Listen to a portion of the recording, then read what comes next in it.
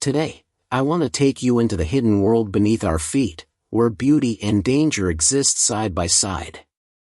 What you are about to hear are true stories that show how breathtaking caves can be, but also how quickly an adventure can turn into a nightmare. Before we begin, let me remind you to subscribe to this channel, Cave Explain, for more stories like this. By subscribing, you'll join a community that loves to explore mysteries and understand the human spirit in extreme situations. And if you enjoy these stories, make sure to stay with me all the way to the end, because I promise you, each incident will keep you on the edge of your seat. Let us start with the Cenote Temple of Doom in Mexico.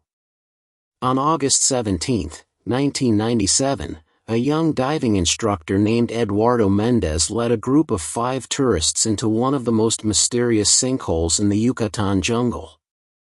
The tourists were 3 Americans and 2 Canadians. Among them were Rebecca and Mark Williams, a married couple, Thomas and Lisa Chen, another couple, and Joy Johnson, a teacher. Joy decided to sit this one out, waiting at the surface, while the others prepared for their dive. The Temple of Doom was exactly what the name suggested, a small, dark hole in the jungle floor, 10 feet across, with a ladder leading down into the water. The sunlight barely touched the surface, and once submerged, divers entered a world of limestone walls, haloclines, and eerie silence. Eduardo gave his group a briefing, but his words focused more on beauty than danger. None of them had proper cave diving gear. Single tanks, minimal lighting, no guidelines. To an experienced cave diver, this was already a recipe for disaster. At first, everything seemed enchanting. They descended to around 33 feet, passing through the boundary where fresh water meets salt water, a shimmering curtain known as the halocline. The cavern opened into a beautiful chamber, and for 20 minutes they explored safely within the glow of natural light. But then came the turning point. Eduardo led the group past warning signs into the Madonna Passage, a narrow tunnel clearly marked with symbols of danger. The signs even said, "Stop. Prevent your death. Go no further." But Eduardo ignored them. His clients trusted him, so they followed. This one decision would change everything. Inside the Madonna Passage, the light from the entrance vanished. They were hundreds of feet away from safety, with tanks running low. Thomas Chen was the first to signal trouble with his air. Panic began to spread. When Eduardo finally tried to turn them around, the narrow passage filled with stirred-up silt, and the group was swallowed in total blackness. Divers became separated.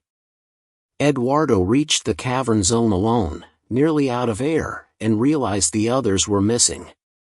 What followed was a desperate rescue attempt. Eduardo swapped tanks with Joy at the surface and dove back in, managing to save Thomas and Lisa Chen. He later found Rebecca unconscious and Mark already gone.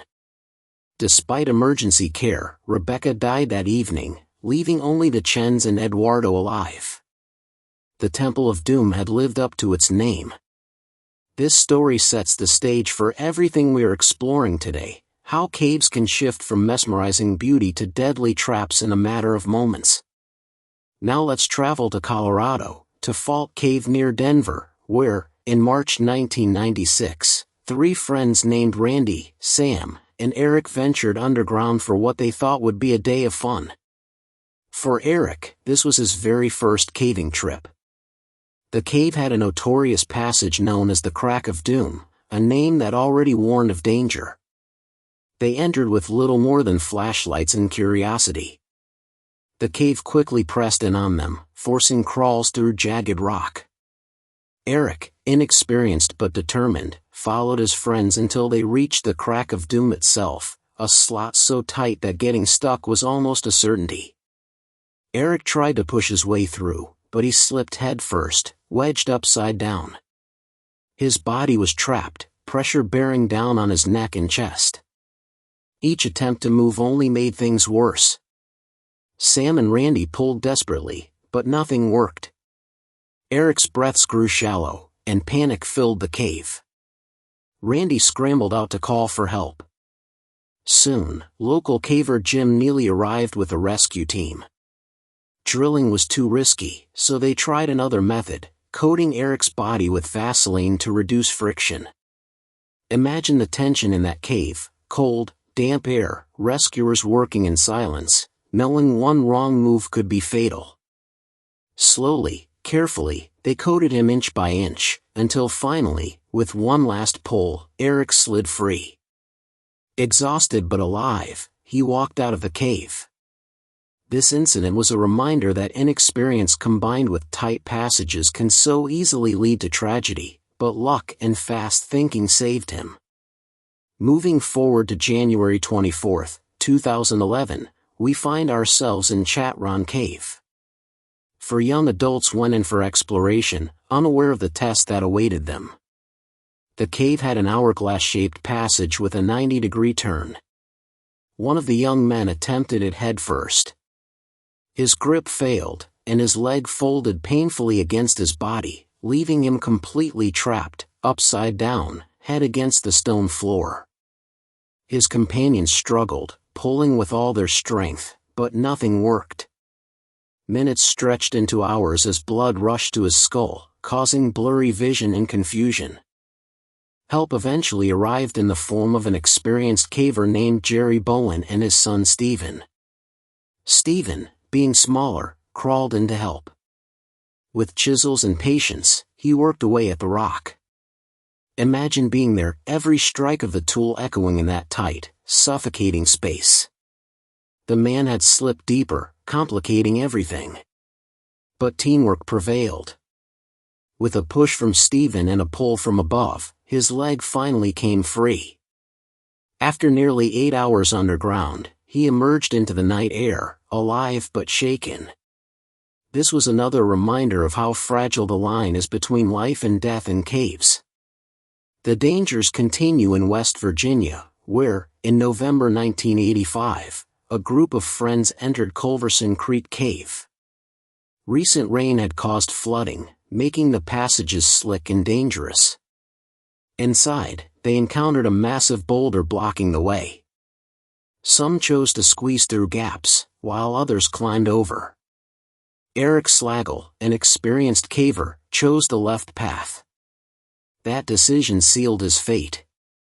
The boulder shifted and toppled, trapping him against the cave wall. His chest compressed, his breathing labored. His friends tried everything, pushing, crowbars, even their bare hands. But the rock was too heavy. Eric remained conscious for only a few minutes, his pulse fading as helpless friends looked on. By the time rescuers with a hydraulic jack arrived, it was too late. Eric was freed, but life had already slipped away. Caves are not just dark tunnels, they are unpredictable landscapes where the earth itself can turn against you. Another story takes us to Washington State in 2003, where Chris Molyneux set out with his family to explore Ice Rink Cave. Wanting to check the entrance first, he went in alone. The cave quickly narrowed, and soon he found himself in a confusing labyrinth. Rocks had collapsed in ways that weren't on his map. Passages looped back on themselves. In desperation, Chris marked the ground with an X to test his path, only to find himself walking in circles. Hours passed. Thirst, exhaustion, and panic set in. He thought of his children waiting outside, which gave him the will to keep searching. Finally, by staying close to the wall, he found a crawlway he had missed before, hidden behind rock. After 6 hours underground, Chris crawled into the sunlight, alive but humbled. His story is not about death, but about how easily caves can disorient even experienced explorers. In June 1992, in West Virginia, a group of boys entered Killiansburg Cave. Among them was 13-year-old Brian Quintanilla, curious and adventurous. He found a tight L-shaped passage and tried to crawl through. The rocks pressed against him, forcing his body into painful contortions. At first, he felt triumph, but soon he realized he was trapped. His friends could only see his legs sticking out. They pulled, but nothing worked. Panic grew. His mother, the scout leader, knew the only way was to reverse the painful maneuver. Inch by inch, screaming in agony, Brian was pulled backward. His skin scraped raw against the stone, but eventually he was freed. When he finally collapsed on the grass outside, gasping for air, he was alive, but forever changed. This incident shows how curiosity, even in children, can lead to near tragedy underground. Each of these stories, whether it's Eduardo's doomed dive in Mexico, Eric's entrapment in Colorado, the Chatron Cave ordeal, or the tragic Culverson Creek accident, teaches us something. They show us how fragile human life is when matched against the Earth's raw power. They remind us that preparation, respect, and knowledge are not optional when entering caves, they are matters of survival. Before we close, think about this. Would you enter a cave knowing the risks? Would you trust your guide, even if they ignored warning signs? If you were trapped in darkness with air running out, how calm do you think you could remain? These are questions that go beyond caving. They are questions about judgment, trust, and the limits of human endurance. Thank you for staying with me through these chilling yet powerful stories. If you found this video engaging, please subscribe to Cave Explain for more detailed explorations of true cave incidents and survival stories. Don't forget to like this video and leave a comment sharing which incident shocked you the most, or what lesson you think stands out. Your thoughts not only help this community grow, they also make these stories a conversation rather than just a narration. Until next time, stay curious, stay safe, and always respect the hidden world beneath our feet.